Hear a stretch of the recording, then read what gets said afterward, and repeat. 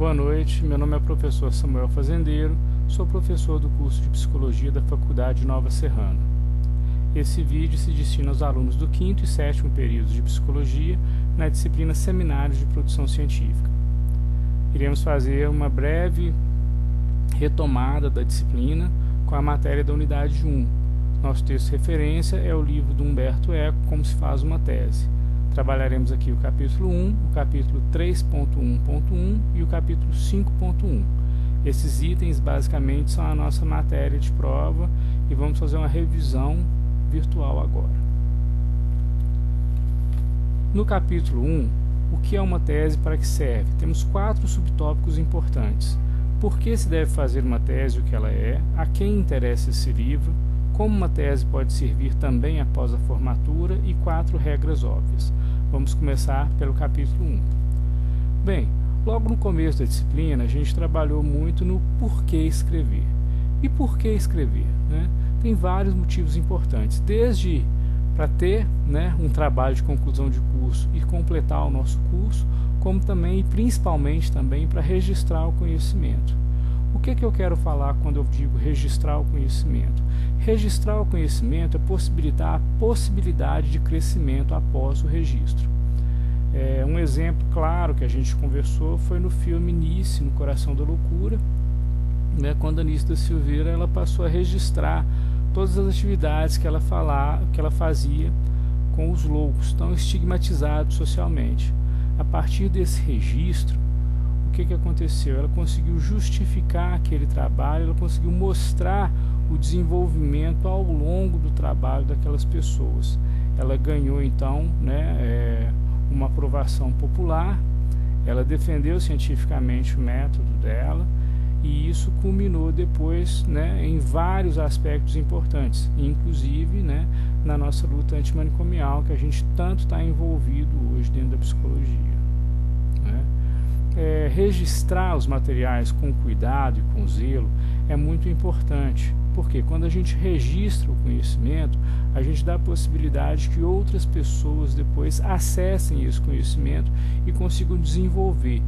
Toda pesquisa ela abre várias outras portas de trabalho, várias outras portas de desejo de pesquisas.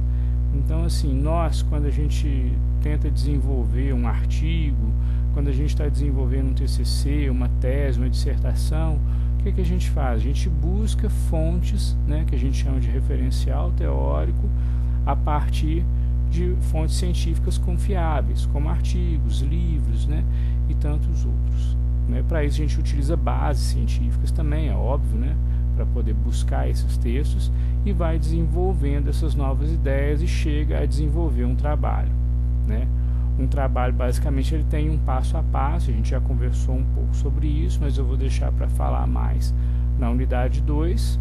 Porém, basicamente a gente pensa num tema, num tema a gente tem uma questão norteadora, nessa questão norteadora a gente faz uma hipótese, da hipótese a gente vê a justificativa de viabilidade para aquele trabalho, a gente escolhe um referencial teórico, a gente mostra a metodologia que vai ser aplicada, e a partir daí a gente vai executar o trabalho propriamente dito, com objetivo geral e objetivos específicos também, claro. Bem, nesse primeiro momento então, continuando aqui com o nosso livro, por que a gente tem que fazer uma tese, o que ela é? Humberto Eco ele vai falar da realidade da Itália, então aqui dá para entender no livro que ele está chamando tudo aqui de tese. Uma dissertação, uma tese, um trabalho de conclusão de curso, um artigo, tudo aqui está no mesmo barco, pelo que ele está falando de uma maneira geral. Porém, aqui no Brasil a gente vê que isso é bem diferente.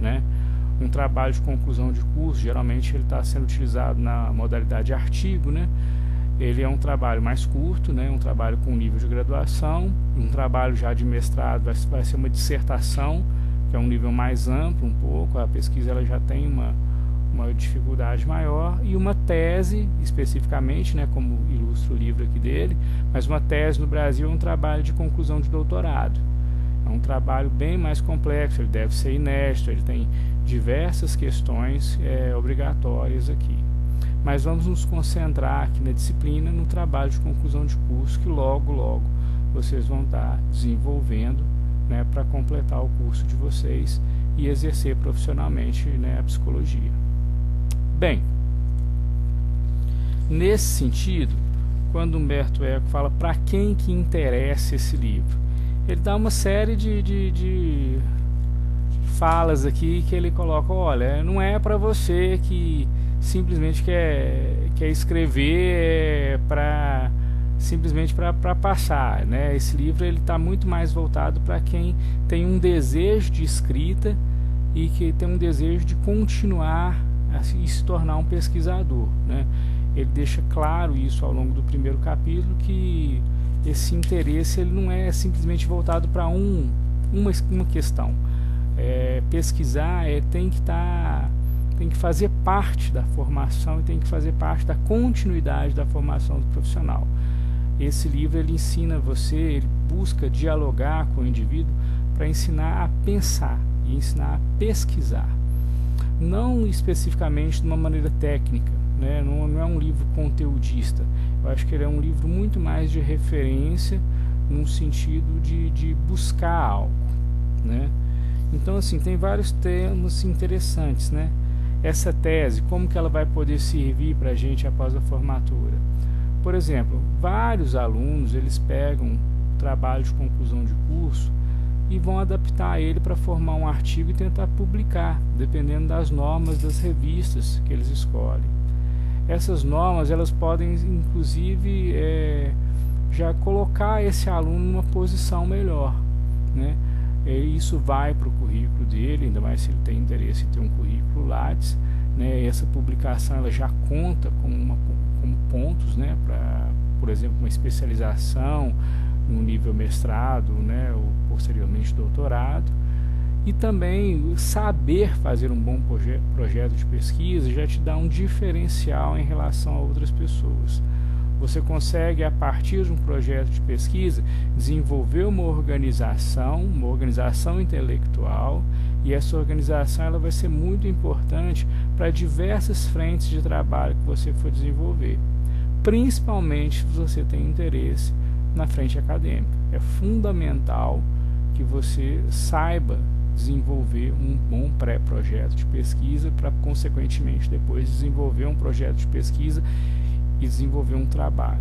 Esse trabalho ele vai ajudar não só a área acadêmica que você atua, vai te ajudar como pessoa e vai ajudar a sociedade como um todo. Esses três pilares são pilares de uma justificativa plausível para um trabalho científico. Eu sempre repito isso para os meus alunos. É muito importante que a gente desenvolva as pesquisas com objetivo. E esse objetivo ele tem que ser um objetivo que vai contemplar as pessoas. A universidade ela tem que dar um retorno social para a comunidade. Isso é fundamental. Esse conhecimento ele não pode ficar preso apenas dentro dos muros da universidade. Essa talvez seja uma das maiores críticas, né, que eu faço em relação a essa produção desenfreada. Esse conhecimento ele tem que sair dos muros da universidade, ele tem que ser benéfico para a comunidade como um todo. Bem, no item 1, no capítulo 1, muito importante que a gente não pode deixar de pensar são as 4 regras óbvias. Essas 4 regras óbvias, no meu texto aqui, ela está na página 6, dependendo do volume da edição que vocês tiverem, vai estar em outra página, mas vai estar sobre o mesmo tópico. E eu vou pedir licença para ler essas 4 regras e comentá-las. 1. Que o tema responda aos interesses do candidato. 2. Que as fontes de consulta sejam acessíveis. 3. Que as fontes de consulta sejam manejáveis. E 4. Que o quadro metodológico da pesquisa esteja ao alcance da experiência do candidato. Parece óbvio, mas é fundamental a gente falar dessas 4 regras. Por quê? O tema tem que ser interesse do candidato. Isso aí vai ser o combustível do trabalho. Se você não tem interesse em pesquisar determinado tema, o trabalho, a escrita é muito trabalhosa. E muitas vezes o indivíduo ele vai desanimar de fazer essa escrita. Ele vai ficar assim cansado, ele vai ficar estressado, é um volume muito grande de leitura. Então, o interesse tem que ser pessoal, ele tem que querer realmente desenvolver aquele trabalho. Isso vai ser o combustível para você dar continuidade a esse trabalho e desenvolver ele da melhor maneira possível. Então essa regra é óbvia e é muito importante. A segunda, que as fontes de consulta sejam acessíveis, ou seja, é necessário que você tenha acesso às fontes para poder desenvolver o trabalho. Ah, Samuel, eu quero desenvolver um trabalho com a fonte tal na vida na China e eu quero fazer entrevista com chineses de idade tal. Cara, é quase impossível numa pesquisa de conclusão de curso você ir para a China para entrevistar as pessoas e falar, não tem como. O tempo não é suficiente, né? E você muitas vezes você não vai ter acesso a fazer esse tipo de viagem. Ah, mas eu posso tentar fazer virtualmente. Talvez, virtualmente talvez isso seja necessário. Agora você vai ter que delimitar isso muito bem no seu tema. O fato que eu estou querendo dizer é, se você não vai ter acesso, você não vê formas de ter acesso a determinada fonte, essa pesquisa ela se inviabiliza. O terceiro ponto, sobre o manejo, as fontes devem ser manejáveis. O que acontece? Você deve ter conhecimento intelectual suficiente para trabalhar com as fontes que você escolhe. Ah, Samuel, eu quero trabalhar então a partir aí de, sei lá, de um tema muito específico. Vamos pensar em física quântica, né? A questão da física quântica, como que a física quântica e o pensamento da física quântica influencia o pesquisador no trabalho dele. Se você não tem uma noção mínima, você não consegue manejar as fontes, né, desse assunto, a sua pesquisa está fadada também ao fracasso. Você não tem condição intelectual de manejar aquele material, então não tem como você fazer esse tipo de pesquisa. Quer dizer, é diferente de você ter acesso. Às vezes você tem acesso a material de pesquisa, mas se você também não tem manejo desse material de pesquisa, o acesso não adianta, né? Então a terceira regra, por mais que ela pareça até muito com a segunda, elas são diferentes e são fundamentais ambas. Beleza? O quarto ponto importante é que o quadro metodológico da pesquisa esteja ao alcance da experiência do candidato, ou seja, você tem que ter também um quadro que possibilite realizar essa pesquisa dentro do orçamento que você tem, do tempo que você tem e da qualidade intelectual que você tem para fazer essa pesquisa. Basicamente, no primeiro capítulo, a gente trabalhou um pouco sobre isso. Vamos agora para o item 3.1.1. O item 3.1.1, no meu material aqui está na página 35, e aí eu vejo que vocês devem ter, cada um deve ter material numa página, dependendo da edição, novamente. E quais são as fontes de um trabalho científico? Bem, as fontes de um trabalho científico basicamente são fontes científicas. Parece óbvio falar isso, mas o tanto de trabalho científico que a gente vê, ainda mais de graduação ou nos primeiros períodos, né, é algo que a gente tem que barrar, que a gente conversa bastante, é o pessoal utilizando fontes não científicas dentro da pesquisa científica. Isso não é viável, não é confiável. Uma fonte científica é uma fonte confiável, registrada, ela é avaliada como uma fonte respeitável de autoridades naquele trabalho. Por isso que a gente utiliza sempre fontes científicas. O que são fontes científicas? São artigos publicados em revistas acadêmicas, são livros clássicos publicados, né? Autores clássicos publicados, estudos clássicos publicados. Samuel, onde que a gente vai encontrar isso? Vai ser em revistas de grande circulação, populares? Não. Provavelmente não. Mas cientistas publicam também às vezes em blogs ou sim, mas são publicações informais, né? No geral, esse tipo de texto ele não entra na pesquisa científica. Mas e se eu quiser fazer uma análise de um blog? É outra história. Você pode fazer uma análise de um blog, né, de um blog ou de uma revista de circulação nacional que não seja científica. Você pode utilizar isso no seu trabalho como uma fonte, mas você vai ter que desenvolver esse tema a partir de fontes acadêmicas. O seu referencial teórico vai ser acadêmico. Você vai utilizar o referencial teórico para falar sobre aquele tema e aquele assunto, e é bem diferente de você justificar algo que você diz a partir daquilo, né? A partir do WhatsApp, a partir do blog do fulano, a partir do texto da Marie Claire, né?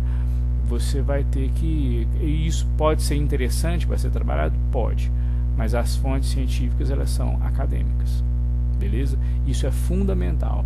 Então você jamais vai poder utilizar, por exemplo, um texto de um cara que nunca tem nada publicado, não tem nem formação científica naquela área e está falando sobre aquilo. Isso seria, né, um trabalho sem contexto, e não existe um trabalho científico sem um contexto. Bem, por último aqui então, para a gente fechar esse primeiro momento, né, da revisão, no meu material, o item 5.1, ele está aqui na página... Deixa eu dar uma olhada aqui.